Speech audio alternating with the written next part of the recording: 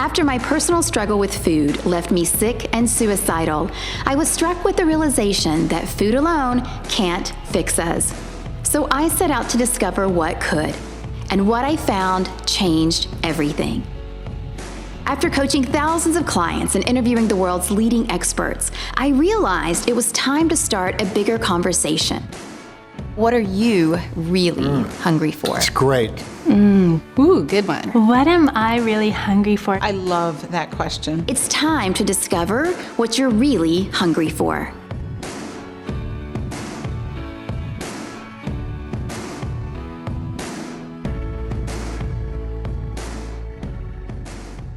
Sex is one of the most essential things in our lives. It's literally what makes life possible. I mean, think about it. Without sex, there would be no life. Sex makes the world go around. It motivates relationships, marketing, and even business decisions. So why do so many women fear talking about sex? Why do so many women feel shame around the topic of sex, their own sexuality, pleasure, or their bodies? Brené Brown said, "I define shame as the intensely painful feeling or experience of believing that we're flawed and therefore unworthy of love and belonging. Something we've experienced, done, or failed to do makes us unworthy of connection." While sex is a completely natural thing, we often get mixed messages about it when we're growing up. We're told that we're bad girls if we enjoy sex or experience sexual pleasure, or if, heaven forbid, we seek it out. We are shamed, ridiculed, and guilt-tripped into being a good girl. When we're younger, we're often told that, sex is dirty, and that if we give into it, we simply have no self-control, no morals. So we felt confused about our feelings and embarrassed by our desires. The effects of this type of conditioning can last a lifetime. Women also feel a lot of shame about their level of desire. If a woman has a low to no sexual desire, she's called frigid. If she's in tune with her sexual needs and wants to feel pleasure on a regular basis and then some, she's called promiscuous. So how can she win? Either way, she feels shame, guilt, and often self-loathing. And then there are women who've experienced sexual abuse in one way or another. The shame and guilt that we carry around after having gone through something like that is not easy to let go of. And until we can let go of those feelings, we can never fully experience pleasure or desire, two amazing joys of life. Think about this. What if you had a positive relationship with your sexual self? What if you two were best friends? What if you felt no negative energy, shame, guilt, fear, or discomfort when it came to sex? What if you knew what your body craved and then you asked and received it? How would that shift your life? There are 3 steps to start letting go of shame and embracing pleasure. First, notice when you're feeling shame and then track that feeling down. What is your earliest memory of feeling shame around sex or your body? There may be more than one memory that comes flooding back, and that's perfectly okay. Second, ask yourself if you agree with the message that you were given during those incidents. The majority of the time, the answer is going to be no. It was simply how someone else felt, and they projected those beliefs onto you as well. Getting clear on your feelings around shame is very empowering. It will allow you to move on to step 3, which is shifting your old thoughts to be in alignment with your current belief. In other words, if in step 2 you responded, no, I don't agree with that message I was given, then choose to think about it differently and move forward, empowered by your beliefs and not someone else's. See, I believe that getting clear on your own beliefs around sexuality and pleasure is a beautiful thing. It's liberating. It's powerful. It allows you to be completely who you are and ask for what you need from your partner. It allows you to begin to feel your emotions and connect to yourself deeply again. Today, we're going to be talking with Dr. Shannon Chavez, a sex therapist and sexual health expert who knows a thing or two about helping women drop the shame and tune in to their own pleasure. So, Dr. Chavez, this is a big conversation that we're having today. We're talking about sex, we're talking about pleasure. Before we dive in and talk about how exactly we bring more of that into our lives, Let's talk about how we get rid of the things that are keeping us from bringing more into our lives, like the shame and the guilt and just the overall naughtiness that we tend to feel around sex in general. That's such a big issue, especially for women. Shame is really a learned behavior, so we're not born feeling sexual shame, we're not born hating our bodies. All of this is really learned through the messages that we get in our culture, how we learn about sex and sexuality, the teachings from our families. So some of the biggest causes of shame in our society are really sexist and ageist attitudes about sexuality for women, and also these myths and stereotypes about what it means to be a very sexual woman, and even the asexual women that are going through menopause, are seen as sort of at the end of their sexuality, and really it's a time for new beginnings. So a lot of this shame is around the misinformation that women get, and what they need is good information and empowering information about their sexuality. As we get older, how do we let go of those ideas that it's not a bad, dirty thing? Because for me personally, like, it kept me from a lot of pleasure for a very long time because I thought I was bad. I thought I was a bad girl if I enjoyed sex. So how can we start to let go of that old conditioning and start to open up and embrace sex again? So a lot of it is exploring your own values and beliefs, being able to acknowledge what came from negative messages and how that impacts you, and also be able to say, all right, I want to feel good about my sexuality. It's more than the risk factors or the things that can hurt you. It's about the things that make us feel good and the pleasures involved. And that is something that we can embrace and we can learn and enjoy and discover at all ages. So a lot of it's really permission, giving yourself permission to explore and not have to be stuck in those old values and messages. Yeah. And the other thing is the common thing. I agree with you. I got those messages too. Sex is dirty, sex is wrong, good girls don't. So all of these are very common. And as as we're doing now, as women talk about it, and we can sort of laugh and say, I remember these messages, or isn't that crazy? Mom and Dad used to say this.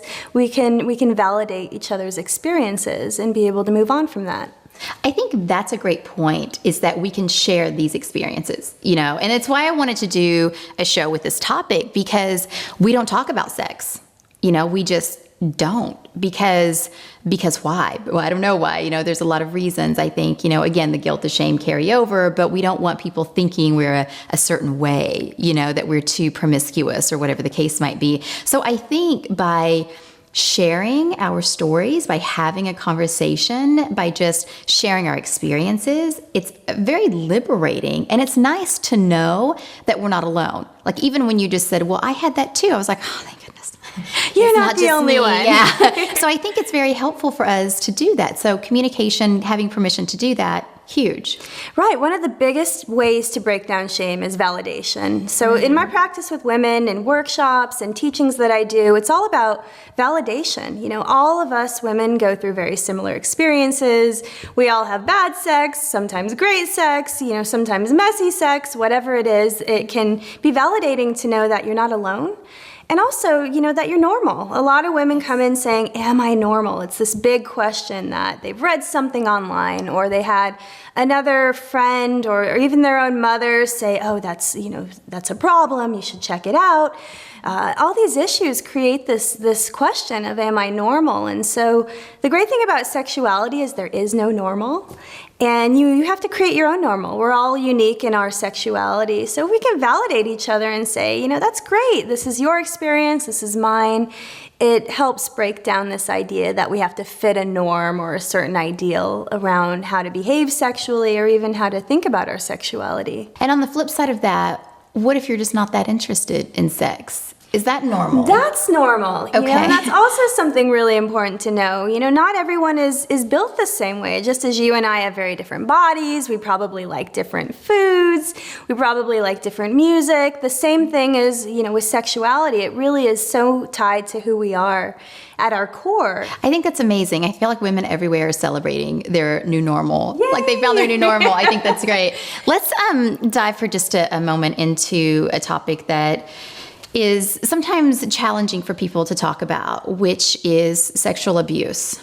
So we experience different things as women, and I read a very scary, sad statistic just a few weeks ago that said by the time they're 18, 1 in every 3 women will have experienced some form of sexual abuse. Right. Sexual trauma and abuse, there's so much secrecy around it, and there's, again, not enough education. So a lot of women come in and they will learn that, oh, that was sexual abuse, or if there was inappropriate boundaries, that constitutes sexual abuse. So a lot of it is that we tend to think of sexual abuse as the extreme rape or an extreme violation, but it can be so many things. Sexual harassment is a form of sexual abuse. So part of letting go of that is being able to tell your sexual story and also being able to realize that it doesn't define who you are. And we are not our sexual experiences, but they do shape how we think, how we feel, and how we desire sex. So it's important to understand how parts of your story can hold you back from where you want to expand and grow. And sometimes it's about knowing where you're stuck. And sometimes with sexual abuse, we get stuck in the physical, being able to re-own and reclaim our body's functioning, being able to let go and allow ourselves to experience something different from the abuse. Sometimes we're stuck in the emotional. There's a lot of pain that's never been processed. There's been a lot of secrecy, or sometimes a family member or someone in the person's life that says, don't tell, or this, it's okay, don't think about it. They minimize and suppress the ability to resolve those emotions. Or sometimes it's the mental, I'm damaged, something's wrong with me. So moving past those barriers is being able to let go with that part of the sexual story through process and through telling the story, and then looking at parts of your sexuality you want to expand. Sometimes it's the affirmation of, I am a sexual being. I am not my abuse, and I want to, experience pleasure in many different ways. I want to feel confident in my sexuality. I think that's great. And so it's a choice. It's an awareness. Is there anything that we can do in the moment? So we're in this very intimate moment with the person that we've chosen, and we're ready to get it on, and then something clicks and you're like, oh wait. Right, a lot of it's acceptance. We will get triggered all the time, even if it's not related to abuse or trauma. Sometimes one negative experience can shape how we think or feel about sex. So we can get triggered by, is it going to happen again? Am I not going to enjoy it? So acceptance is knowing that sex varies, and sometimes you'll have a very positive sexual experience. Other times it may be not so great, but that's also normal. And being able to relax and give yourself also the acceptance of knowing, I'm not a perfect human being.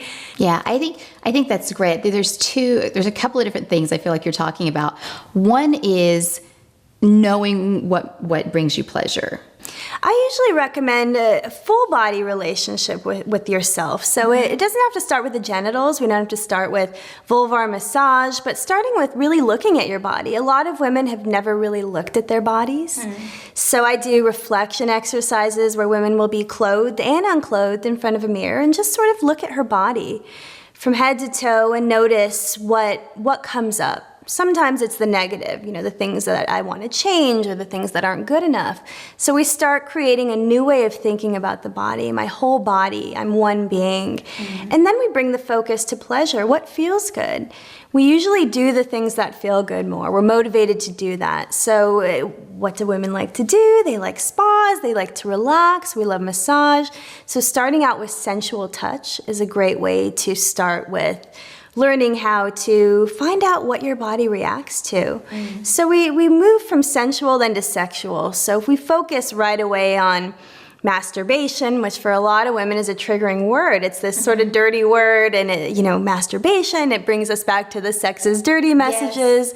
But really, self-pleasure is about learning your body. So self-pleasure can be a head-to-toe massage that you give yourself, and exploring your parts and knowing your different erogenous zones and how your body reacts when it's touched.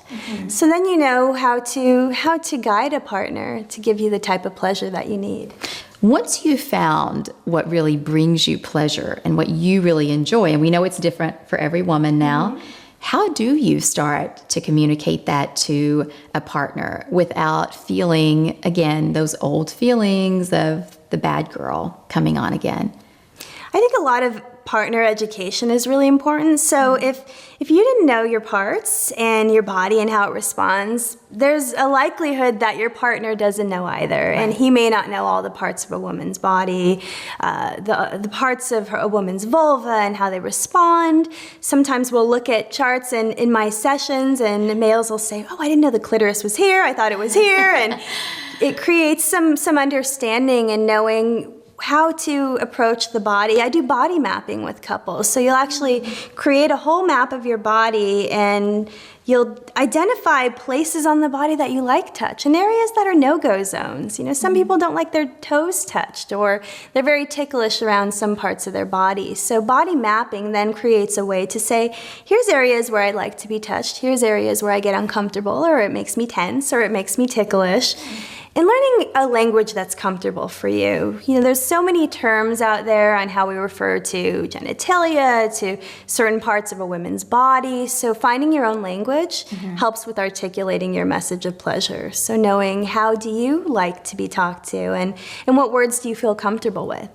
If your partner starts to talk dirty and all of a sudden you're not familiar with these terms or it's triggering and it can be a big turnoff, you want to be able to know that. I think one of the questions that people might be asking themselves is, well, how do I start to talk about it? And is there some way to create a safe space, or who do I talk to? So can you share a little bit more about this idea of telling your, communicating, telling your story, sharing your fantasies? Permission is so important. It's okay to talk about sex. It's part of who we are. It's connected to our life and our well-being, and that helps really set the environment for exploring, and it's okay if you don't know, and that we're going to learn together, and we can teach women. Women can teach each other when they open up and learn to talk about it. And it really is finding the language that you're comfortable with. It's about really learning about what your buttons are that get pushed around sex, and also doing your own self-exploration and discovery. Reading something that really intrigues you. Great. So, Dr. Chavez, the name of the show is What You're Really Hungry For. And I ask every guest that comes on the show the same question, and so I want to ask you today, what are you really hungry for? I'm really hungry for change and advocacy. Why I do this work and what really drives me in this work is for really helping women to understand the connection between sexual health and wellness, and that it's much more than sexual behavior. It's about, overall health and well-being.